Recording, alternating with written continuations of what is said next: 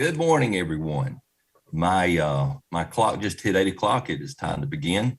I want to thank everyone for being here in attendance on Zoom and as a reminder, today we're going to focus on the amended 22 budget, HB 910. I would also like to emphasize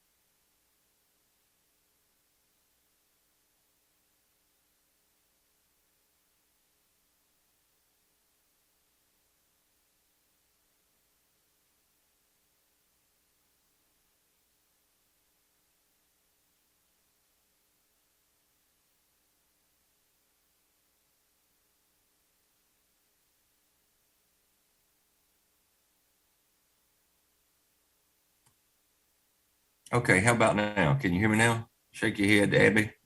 Okay. I don't know what in the world just happened, but I'm staying at the Georgia Tech Hotel, so these things absolutely should not happen. Thank you for joining us today. So we will get started. We're going to look at the amended 22 budget, HB 910. I want to emphasize, as a general rule, the Rules Committee meets at 9 a.m. in our appropriations room. So we're going to practice being a good host and have good manners, and we're going to be through before then. So before we get started, I'm going to call on my good friend, Dominic Laricchia, to open us in prayer. Dominic? Pray. Heavenly Father God, we love you. Thank you for this day, God. Thank you for all the blessings. Just be with us during this time. Guide and direct us as we do the business of the people of this great state. And God, that we would do it in a way that would best serve the people and honor you. In Jesus' name I pray. Amen. Okay. Before I turn it over to our first presenter, I want to emphasize, and as the next presenter comes up, he's going to talk about buckets of funds. And I want to emphasize to the committee that we have just a few buckets of funding sources that we use to fund all transportation in the state of Georgia. The first is motor fuels. It's a big bucket.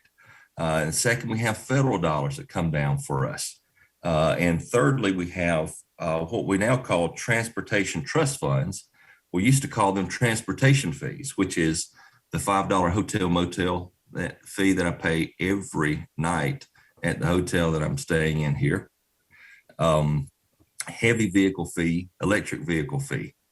The fourth bucket is what we now call Georgia Transit Trust Funds, which is the rideshare fee, the 50-cent Uber Lyft fee that we see. And the last bucket that we have that we pull funds from to fund our roads and bridges and transit and airports in this great state is state appropriations. So the first person they're going to have talk to us today, and I do thank you for being here, is Chris Tomlinson of I don't know, CERTA, ATL. I don't know which hat you got on. I can't really see that well. So I'll turn it over to you, Chris. Thank you, Mr. Chairman. Just a second as we get our slides ready. Members of the committee, what I thought I would do this morning is go through the specifics of the governor's amended budget as it relates to the State Road and Toway Authority, or CERTA, Georgia Regional Transportation Authority, aka GRETA, and the ATL. And then I will give brief comments and happy to take questions about the rideshare fees. So I'd like to start with GRETA. So as you can see, the only change in the amended 22 budget as it relates to GRETA is the governor's recommendation to include $6,554 for the statewide adjustment related to the pay increases for employees. Those funds would go towards increases for 2.25 full-time equivalent positions. I know that seems like a weird amount, but please keep in mind that the three authorities have a matrix organization and some of the positions are split funded. So it's really two positions plus a portion of a third position. We are continuing to work with Office of Planning and Budget to make sure that the recommended number is the appropriate number once you factor in positions that are also partially funded with federal funds. So we may be coming back to you and continue to talk with OPB about some slight adjustments. Turning next to the ATL. Again, the recommended change in the budget is related to the $5,000 pay increase for employees. You'll see that amount at $68,161. Again, it's really the same thing. As the chairman pointed out, we have a mix of state funds as well as federal funds. So that you know that the adjustments are related to 28 positions for the ATL. And as I mentioned, some of these are split funded between state and federal dollars. 9 of those positions work in our planning function, and 19 of those positions work in our express operations, our express commuter bus. Next slide. Speaking a little bit about express, I just want to bring you up to speed on some key factors. On your screen, what you will see that was parked in front of the Capitol is a demo bus of our new all-electric vehicles. We'll be replacing 10 vehicles in our 166 coach fleet with 10 all-electric buses within approximately 12 months' time. If you're not familiar with Express, we run 27 different routes out of 27 different park and rides, which are spread across 12 metro Atlanta counties. And while trips were lagging during the pandemic, we have seen significant increases in 2020. And I'm proud to say that throughout the entire pandemic, we have been able to maintain and run at least one morning and one afternoon run on every single route. So even though we had to reduce service, we maintained service on all of the routes. Also related to transit, I just want to take a moment to point out some collaborative work that the ATL is doing with our partners at GDOT, ARC, as well as Cobb, Gwinnett, Fulton, and DeKalb counties, and the Regional Commission. All of those jurisdictions have approved entering into a joint funding and collaboration MOU, which will move forward with a collaborative design effort to explore the addition of transit on the express lanes that are planned for 285. You'll hear more about this over the next upcoming weeks and months, but I wanted to talk about it while I was still talking about the transit components. Last but not least, turning to the State Road and Toway Authority, you'll see there are no recommended changes. State Road and Toway Authority employees are paid through toll revenues as opposed to appropriated dollars.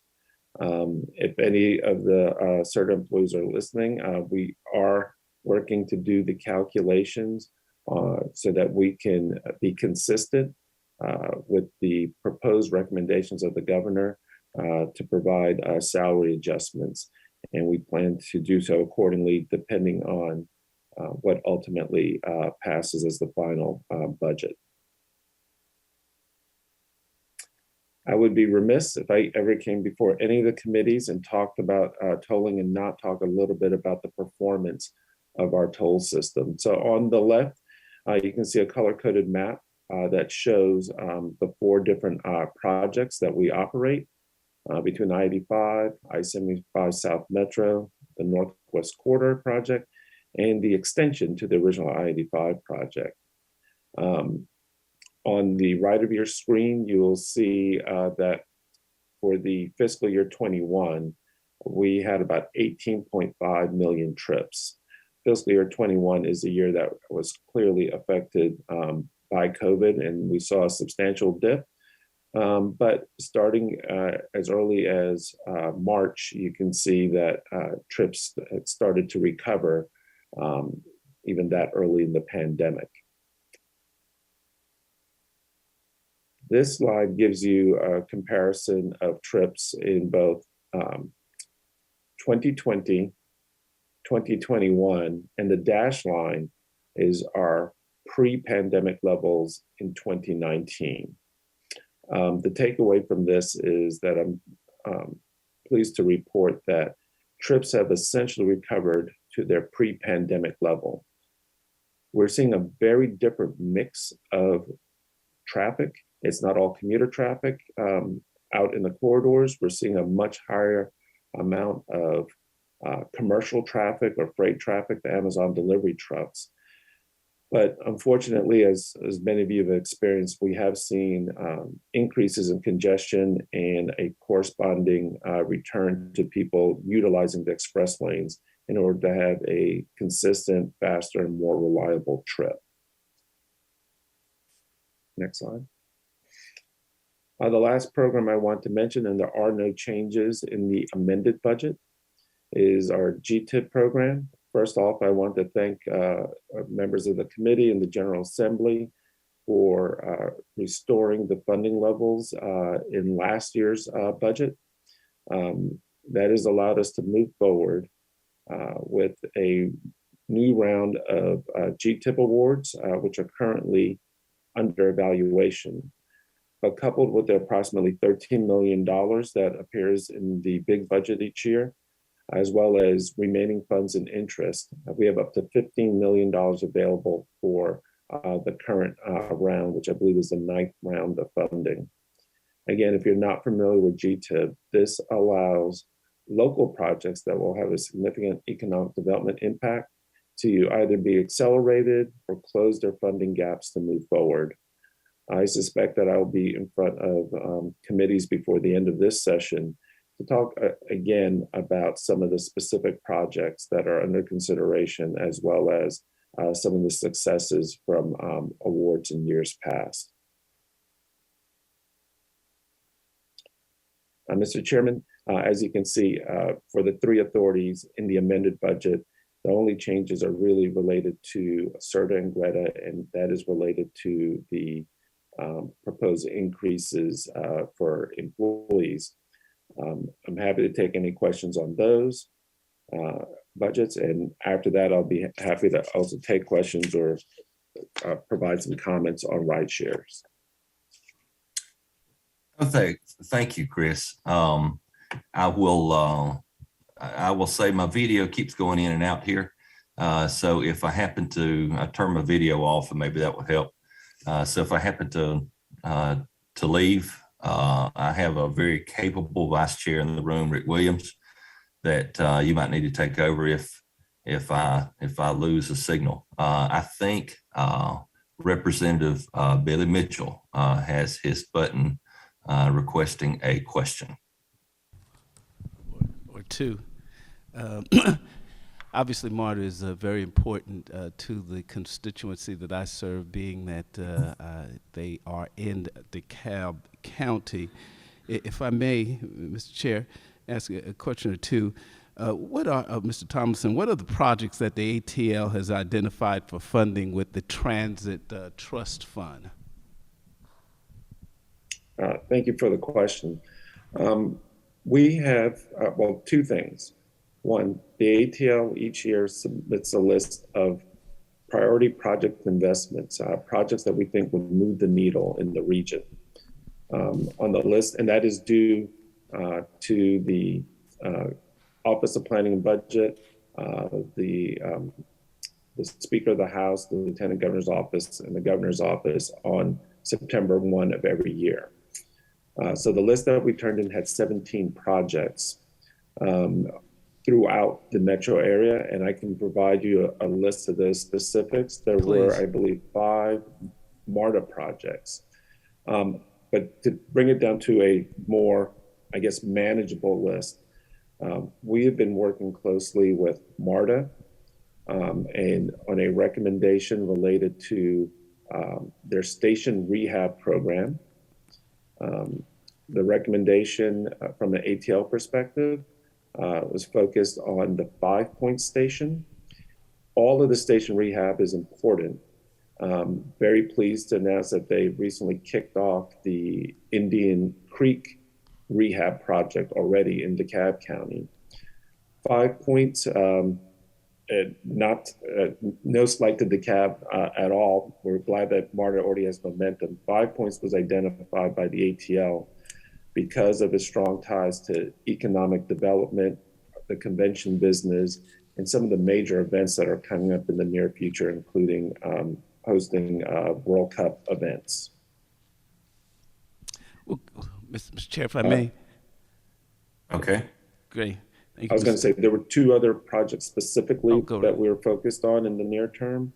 One is a Cumberland Transfer Center in Cobb. And the third project is a Gwinnett Transfer Center project. And specifically for the rideshare funds, and for our purposes, I'm about to talk across AFY 22, where there's approximately $9.8 million available, and FY 23, which is 15.9.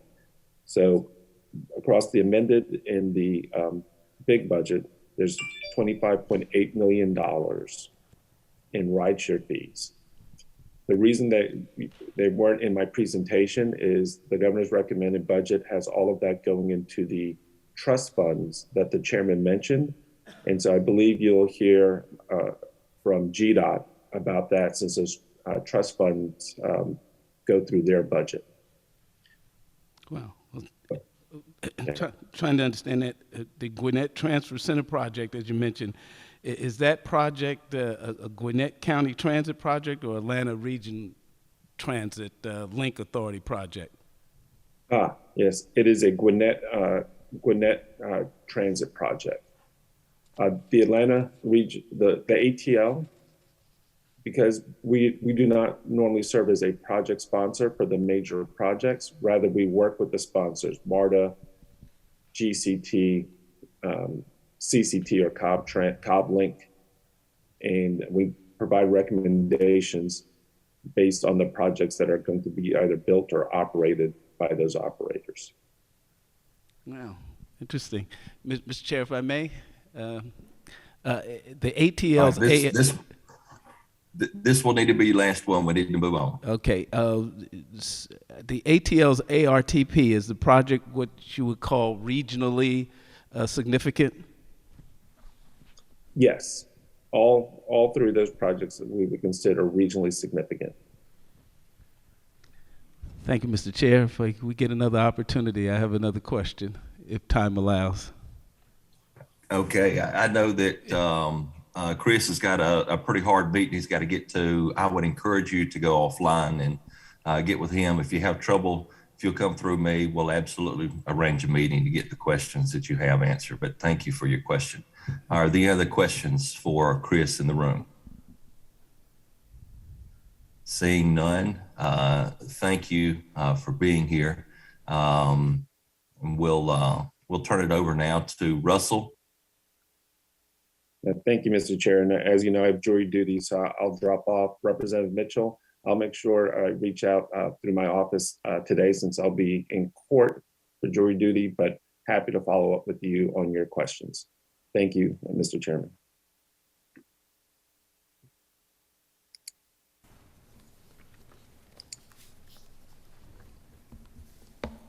All right. Okay, Russell McMurray, GDOT. Thank you, Mr. Chairman. It's a pleasure to be with the subcommittee this morning and go through the amended FY22. And we'll, in view of time, I'm going to go pretty quick. This is a little bit of a rehash of what I provided to the Joint Appropriations Committee last week. So next slide, please. I'm going to start a little bit with, the chairman mentioned buckets, so I'm going to talk a little bit about the federal infrastructure bill because it is significant, and we want to take a little bit of time just again to continue to educate and wrap our minds around it. So a $1.2 trillion IIJA, or bipartisan infrastructure law, that was passed. This slide shows you sort of the breakdown, and I think it's important to you, Mr. Chairman, that you notice that under the non-transportation, there's a lot of investment in broadband investment. So there has been a tremendous amount either through the American Rescue Plan dollars that have already come down to Georgia, and then here's some other dollars nationally, obviously for broadband expansion, under the non-transportation. That will not be administered by USDOT. On the transportation side, the side that we deal with is under the USDOT, $567 billion for transportation nationally. And this is over 5 years, so this is a 5-year funding bill at the federal level. Next slide, please. So the chairman talked about buckets, and I like to group the IIJA into 4 major buckets and talk about those. And I'll get into the first 2 buckets, the existing formula programs. Those are formulaic dollars that come to every state, which is very good because they're dependable. You know what those dollars are. You can plan and move around those. The IIJA also created new federal programs or new buckets of federal dollars, and I'll talk about what those are. The blue bucket is discretionary, so a big part of the IIJA had 39 new discretionary programs at almost $83 billion. Those are programs that each state, city, and county can compete for to try to draw down some of that almost $83 billion. To give you some perspective for those discretionary type programs, there's programs for bridge investment at $9.2 billion. There's one that's really interesting. It's the National Infrastructure Project Assistance at $5 billion. Those are for major projects that may be by state or so big that you couldn't fund them out of one state. So if you think about border crossings, you think about some of the big bridges that had troubles over this last year, the Brent Spence Bridge or I-40 up in Memphis area, those kind of big national interest projects. And there's one, a discretionary program called Safe Streets for Roads and All, which is focused on reducing pedestrian fatalities, bike fatalities, and we've seen a tremendous increase in fatalities, especially from pedestrian or non-motorized users. So, and then there's multiple other programs, discretionary programs that we can compete for. In the last bucket, the orange bucket over there, I guess that's a Home Depot bucket, policy and programming items. And the IIJA codified the one federal decision, which is an environmental streamlining process where there's a lead federal agency that takes control of it, going through all the other federal agencies. In our case, it would be either the Federal Highway Administration or the Federal Transit Administration that would take the lead through the environmental process, through a federal environmental process, and they have shot clocks and time limits to make sure they get their approvals done, which gives certainty again, which is a really good thing.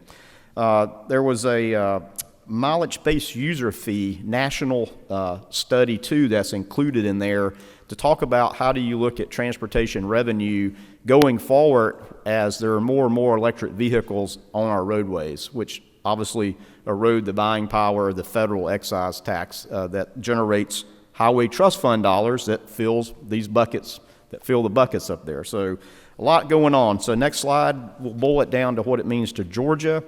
And it's, again, one of the biggest sort of misconceptions out there. This is all new money on top of what we have. Fundamentally, it is a transportation reauthorization, which is a 5-year federal funding bill that establishes each year what the funding levels are to the nation and then ultimately to the states. This table is Georgia-specific related to the Highway Trust Fund, the Federal Highway Trust Fund. So this is the next 5 years.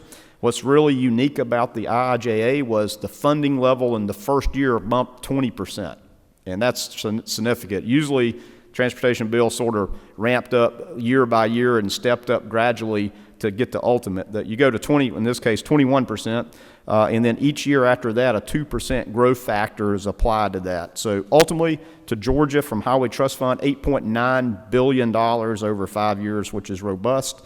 And I always like to remind people that you have to match these dollars and the federal program is reimbursable. So we use Georgia dollars first, pay for the work, seek a federal reimbursement. And I'll come back to that because we're in an interesting time as it relates to reimbursements at the moment. And so the leverage is good for the federal. You leverage 20% state dollars or local dollars to get the 80% on the dollar return federally. The next slide, please. This sort of takes a look at what that 5-year additional match requirement is. It's $431 million roughly, and these numbers are approximated. They may vary year to year just a little bit. But you can see what the additional match requirements are to go toward surface transportation top dollars, and then the bottom line there across this row is what's needed for intermodal or non-surface transportation things like FTA, FAA, FRA, those other federal agencies beside federal highways. So this shows you sort of the scale of what it looks like over time, because those are, when you think about a 20% increase at the federal level initially, well, our state budget didn't quite increase by 20%, so there's a little bit of a delta there that has to be overcome to provide the match. And so we certainly have to leverage our state dollars first to leverage the federal. Next slide, please. Without getting into too many details, these are smaller buckets of the big buckets. So the blue table there is the first category, the existing programs that existed. And it gives you a scale by how much some increased, and some, we only had one that had no increase and had one that slightly decreased. So you can see there's significant more dollars in these sub-buckets of the existing programs.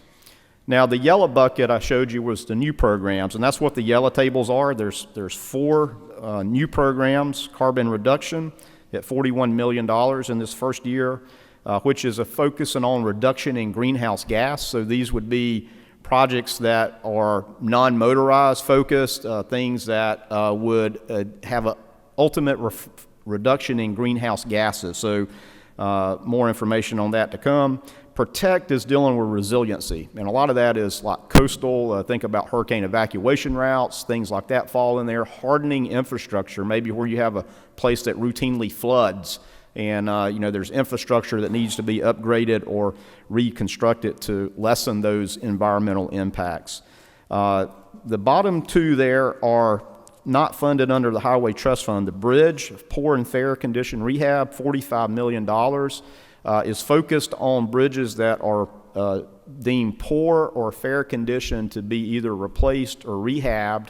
And a subcomponent of that is 15% of those dollars have to go to a local bridge that is not on a roadway that is federally eligible. So this is a really good thing to focus, as Georgia has focused on city and county bridges where we've done that with state dollars. This gives us some flexibility to leverage federal dollars to work on those local bridges. And the 15% is a minimum. There's another little bonus in that 15% of those dollars is there requires 0 federal match.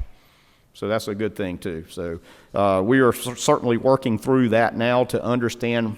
We got the rules of this Friday a week ago. So we're running through all the rules that came out federally about what bridges these may be for the state. So this is certainly a good program. The last one there, certainly we want to talk about the electric vehicle charging infrastructure with a national focus on deploying EV chargers around the nation and the state.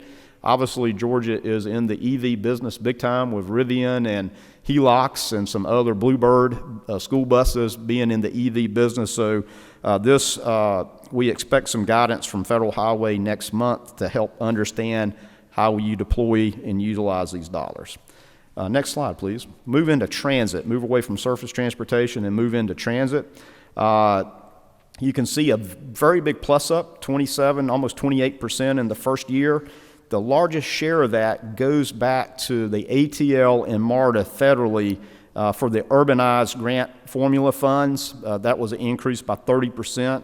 The good news is the rural formula grants increased by about 30% as well. And there was 10 new competitive discretionary programs as well. So again, be able to compete for those dollars. So anyway, the lion's share of the 260 goes to the big transit providers, MARTA, Gwinnett, Cobb, et cetera. So good news there as well. Next slide is aviation, always a popular topic, and certainly had a great commission focused on aviation this last calendar year. We estimate that you can see about $77 million coming in federally. The IIJA added about $30 million to the previous federal aviation appropriation, which was about $47 million. So this is additive. So IIJ added dollars over time. The 2018 appropriation actually runs out, I believe, in fiscal year 23, federal fiscal year 23. So again, Georgia is a state block grant dollar. So most of these dollars actually go out to the airports by formula amount. The lowest was about $110,000 to the highest, which is $5.4 million that went to Savannah Hilton Head by formula. And then there's a 5% local match, there's a 5% state match of that. So a 5% state match is about $4.4 million to match those. And that goes directly out to the airports. Now with FAA dollars, you're always competing for other funding. If we have a state, and we'll get into the budget, we have a state funded aviation program, and the local airport authorities and GDOT can compete for additional and pull down additional FAA dollars. We just can't quantify what those are because you don't know until you apply and see what you can get, but we always do pretty well there. Next slide, please. Let me jump into this. This is a complicated slide, but it's when I mentioned I'd come back to the funding a minute ago. The IIJA has not been fully funded yet. Congress is working through a continuing resolution. There's been two that got us to February 18th. They basically give you a daily pro rata share of your federal allotment. So to date, we can pull down $464 million up through February 18th. I'll remind you, that's $464 million out of $1.7 billion. So we are very interested to see what happens on February as it relates to fully funding the IIJA. The graphic on the bottom is a very complicated graphic, and I'll just talk through it for a moment, is that we have always lined up our state budget and our federal budget year to be the same. So we marry our federal budget year to our state budget year, and always try to utilize our federal dollars on the state budget year so that we can go capture additional federal dollars that don't get used. In August, Federal Highway always looks out to see who's not using their dollars around the state, and they redistribute dollars to states. We've always been very fortunate by doing that and drawing down additional dollars, approximately $100 million often. And so that's a really good thing. With the uncertainty of the federal funding, I might add that USDOT and Federal Highway and the other modal agencies can't develop these new programs yet because they're not funded. So the carbon reduction, the protect, those are programs that can't move forward. The discretionary programs can't move forward until they're fully funded. We get into a little bit of a lurch situation here between the state fiscal year and the federal fiscal year of these additional federal dollars, which we won't be able to capture in the state budget year. So there's going to be federal dollars available that are in federal 22, but we will be moving into state 23. And so that's going to get us a little bit out of balance. Now, I'll tell you that it sort of goes back to that match component. So we'll have to put more dollars toward match in 23 than we will in 22, which just shuffles our programs a little bit. And we'll continue, Mr. Chairman, and we'll certainly be talking to the House Transportation Committee of what that means as well as we find out what happens on February 18th. The other thing I remind you is like I say, we pay it forward right now. We're still moving federal projects forward. We haven't stopped federal projects, but in the absence of a full year appropriation, we'll have to throttle back what we can basically bid probably starting in April. So this February 18th will be a very important date. So we'll see where that goes. Next slide, please. And this I went over this in great detail, but I can't say enough about our men and women at GDOT of what they do. We're trying to build back our bench strength.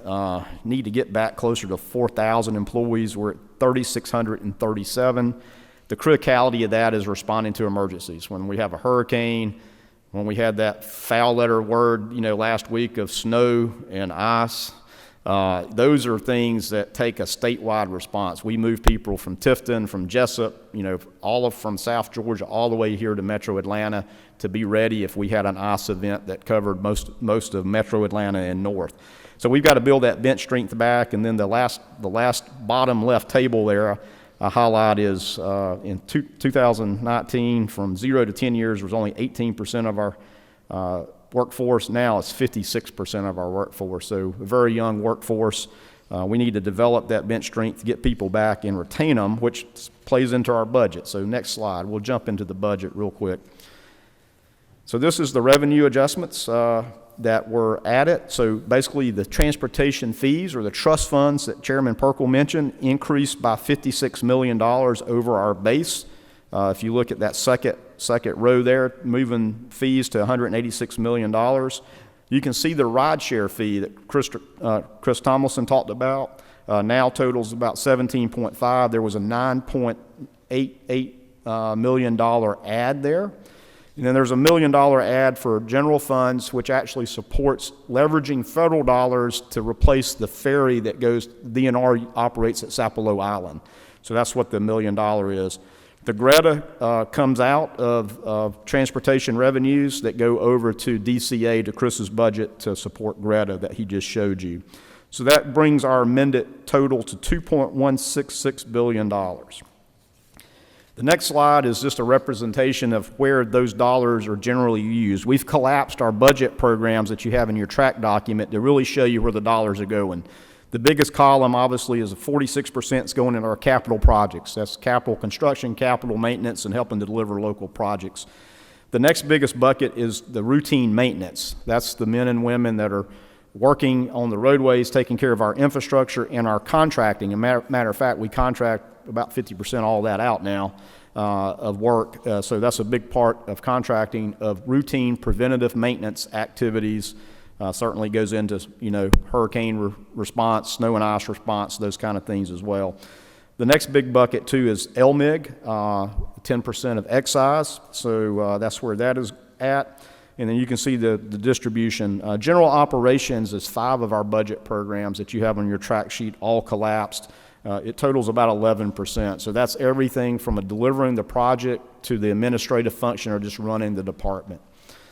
All right, let's move to the next table, and this will sort of correspond with your track sheet if you want to follow along. First thing we have is we've taken this table and we've been specific to the buckets Chairman Perkle talked about. Either there's some motor fuel, a transportation trust fund, or a transit trust fund. So the second column tells you what the flavor of the money is or what the bucket of the money is. So you can see GO bond debt, really no change there with the motor fuel and the fee component going to bond debt. The next one is capital construction, and you'll see a minus $16 million from motor fuel, and that minus $16 million is redistributed through the other programs to help with recruitment and retention and salaries that we ask OPB for help with. And I want to thank OPB for acknowledging that to help try to build back that bench strength I've talked about. So that's where that $16 million is distributed among the other programs that have personnel in them. And I'll just go through those very quickly. So you can see there's a deduct of $16 million from our capital program, but the add of the $55.9 million in transportation fees or trust fund added back, which brought our total capital construction to state budget to $936.9 million. So just short of $1 billion. Capital maintenance, there's no change in. The program delivery, data collections, departmental admin are all redistribution of trying to, again, help with recruitment and retention of employees. And then planning is, again, the same purpose there. So when you see that table, that's what what the redistribution of the $16 million is. And I can't emphasize enough how important it is to build that bench strength back and try to get people in the door to the department.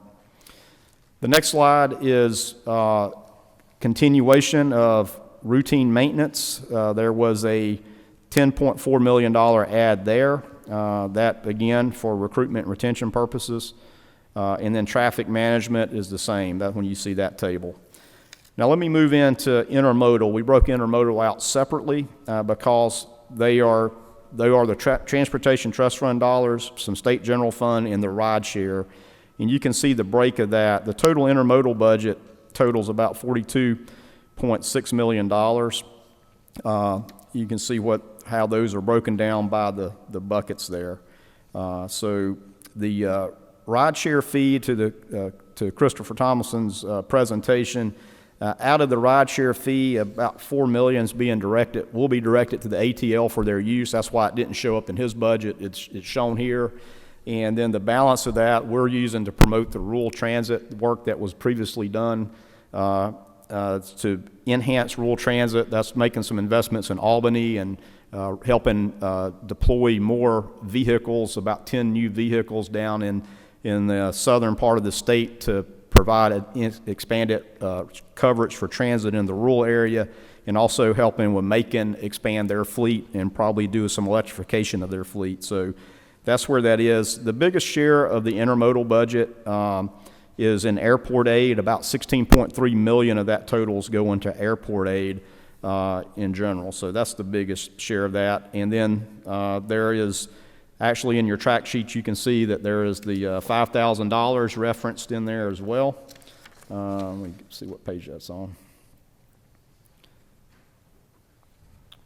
Or you guys are, I hope you're tracking on your sheet. I'm trying to flip through it. Commissioner, I see that on my sheet, but I'll be honest with you, as I look through the budget, I saw it in a lot of places in the fiscal year 22 all over our 400-page budget book, but I didn't see it much in your budget. I saw the retention verbiage, but I did not see the $5,000. Can you talk about that for just a second? Yes, sir, Mr. Chairman. You are correct. The $5,000 in the amended 22 was not called out specifically. This is something we'll work with. What we have in that other retention and recruitment buckets doesn't fill the $5,000. So we'll have to be working with you guys moving forward to try to figure out how we redistribute some dollars out of our capital programs to try to cover that $5,000 increase in amended 22. So what you see there was sort of what I'm very thankful for OPB acknowledging, filling critical vacancies and the like, and we're trying to get our entry-level pay to $15 an hour. We're at $12.55. It's hard to recruit anybody to do hard work at $12.55 in this environment. So those are the things we have. We'll have to work moving forward to see what needs to be redistributed into each of the categories that have people in them that I went through, Mr. Chairman. So you're right, it does not show up as a line item. We'll have to work to generate that so that our employees can enjoy the $5,000 increase if that moves forward through the appropriations process. Okay, I'm sorry. Did I cut you off before you finished up your presentation? Or are you done? I got one more quick slide, but Chris Tomlinson has just went over them. They were in the payments to CERTA. A big part of the payment to CERTA is debt. That is the largest part of that is paying debt down, and then the payments to the ATL, again, $12.8 million in Transportation Trust Fund going over for their operations, but those numbers marry up to what Chris just presented to you. So, Mr. Chairman, that concludes the presentation. I look forward to any of your questions and comments. Thank you, Commissioner. Chairman Rick Jaspers.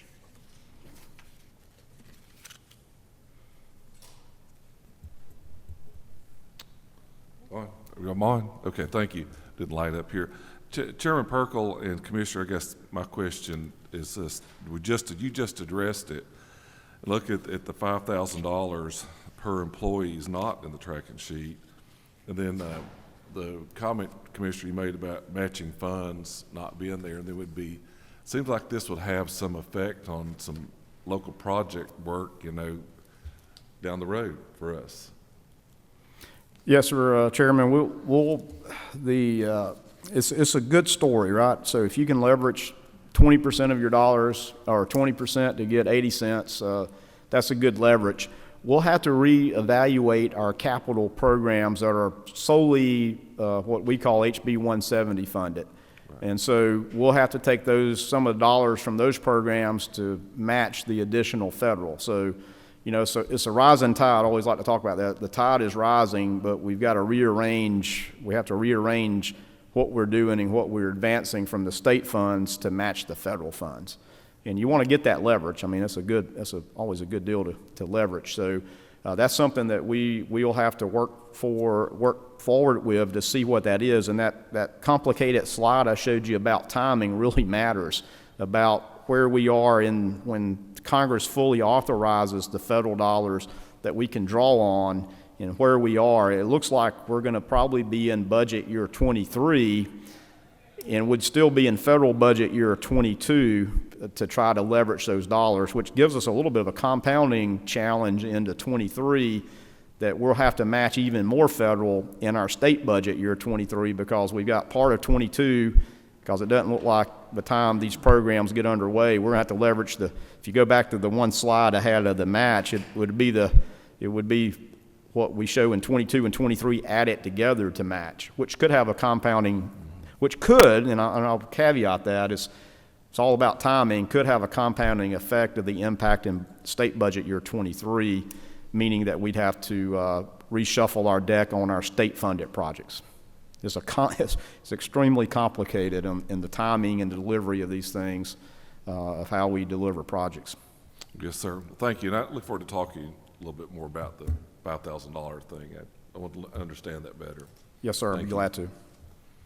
Thank you, Chairman. Thank you, Commissioner. And that's one thing, and if we could just put a pin in this one right here, that a concern that I have is, of all the new monies that are added to our budget for fiscal year amended 22, does not equal the match on that one screen that you showed of the $71.2 million or whatever that it was. So, 1 to 4 is a pretty doggone good match if those will sync up with some of our projects. And so just the concerns, and I know that you're addressing those, but I just wanted to show the concern. I have Vance Smith had a question. Representative Smith. Thank you, Mr. Chairman. Commissioner, you mentioned early on, and you mentioned something that just stuck in my head, mileage-based fee. You're in constant contact with Federal Highway, and you hear what's going on.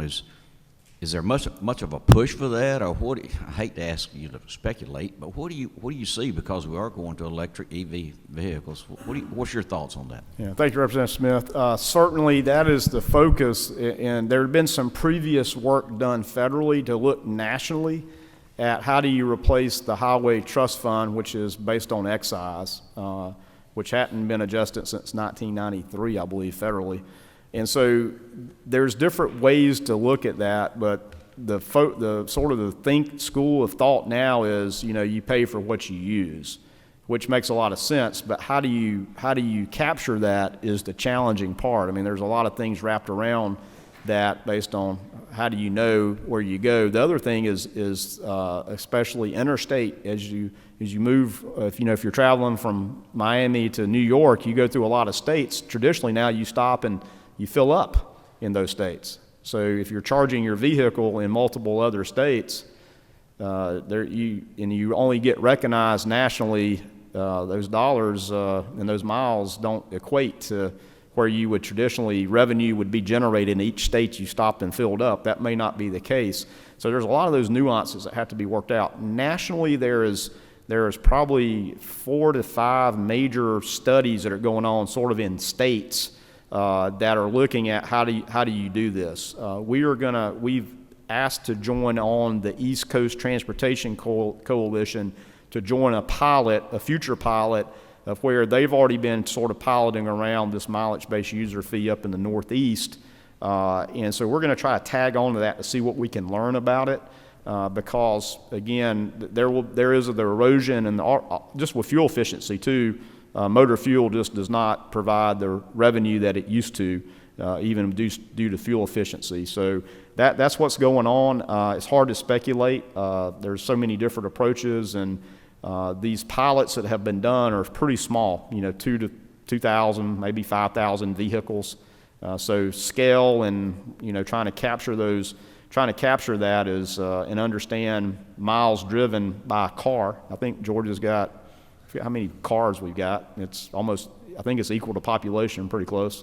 So, you know, that's a lot to keep up with. So we'll keep you in tune, and it's good, though, that they've addressed it nationally, because states are looking at it, thinking about it, but nationally it needs to be thought about as well. Representative Mitchell. Billy Mitchell. Thank you, Mr. Chairman. I think I can do this in one question.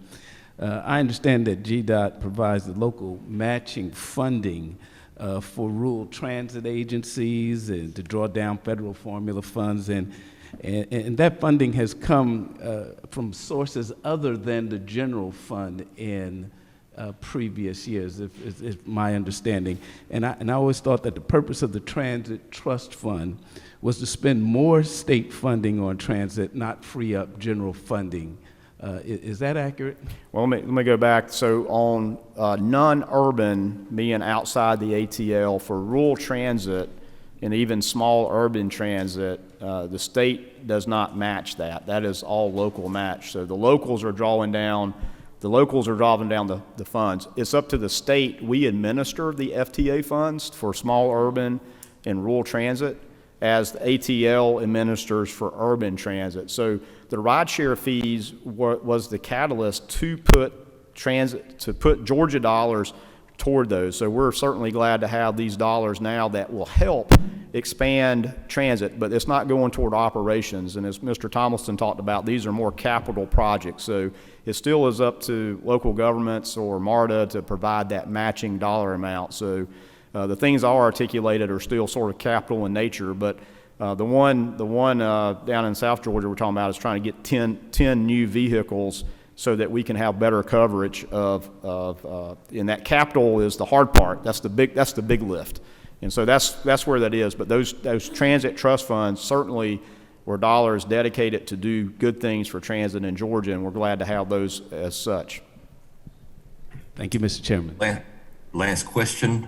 Representative Dominic LaRicchia.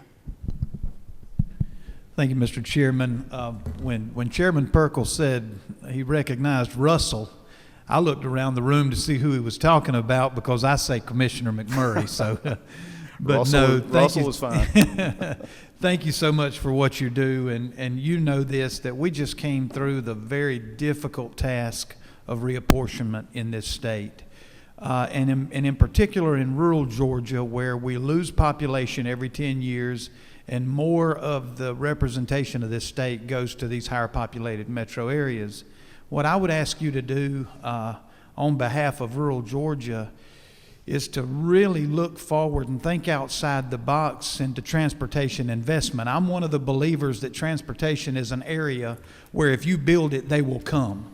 Where Chairman Perkle and I live, it's Highway 32, over Highway 221, Highway 82, 84 from Valdosta, over all the way to the ports and those kinds of things. And so if we don't start looking today, as we appropriate the millions or billions of dollars that we'll invest in transportation, to 4-lane and 441 from the North State line to Florida, and Highway 32 and 158, 135, 221, these state routes, you're going to keep getting more congestion and more population in these metro areas. So my ask, just to kind of recap, is for you and our board members to really think outside the box into future transportation investment into these more rural areas, to make it easier for industries to get their products from point A to point B and have more job opportunities, and help us at least be sustainable in the next. I didn't realize how fast 10 years goes by. No kidding. Until I was elected. And so y'all do a fantastic job. Y'all are so responsive to us as we have needs, but I think moving forward, that we really need to look at additional investment and benefits in the area of transportation to kind of level the playing field with who we're competing against in Atlanta. Thank you. Well, thank you, Let me just respond to that very briefly. Is one, I want to just give a big shout out to Janine Miller, the governor's planning director at the department, because she is very laser focused on that and the balance of the entire state. I mean, the metropolitan, what we have here with congestion and mobility, and there's a lot of good things here in the IGA that will help that, but also the focus on rural Georgia and moving freight and goods. And as we know, agribusiness is our #1 economy. So those things are critical, and she's got that vision. She's working now through a freight and logistics plan that will address a lot of those corridors, especially as it relates to agribusiness, but also developing the next STIP, as we call it, the next 4-year physically constrained program that is required by federal law in taking a strategic vision to address the things you just talked about. And I remind this subcommittee too that we have congressional district balancing in play, so that dollars are equally used across the state over a 5-year window, at least to 85% balance year to year, to make sure that there is equity among all congressional districts that you started your question with reapportionment and looking at that. So those come into play as well. You go through the planning process, you balance those things out to make sure that investment is made throughout this entire great state. Thank you, Commissioner. Thank you for the question, Representative LaRicchia. Commissioner, I apologize if I was less than formal in my remarks to you. Did not mean it as no problem in one bit. But thank you for being here. Seeing no further questions, we stand adjourned. Thank you. Thank you.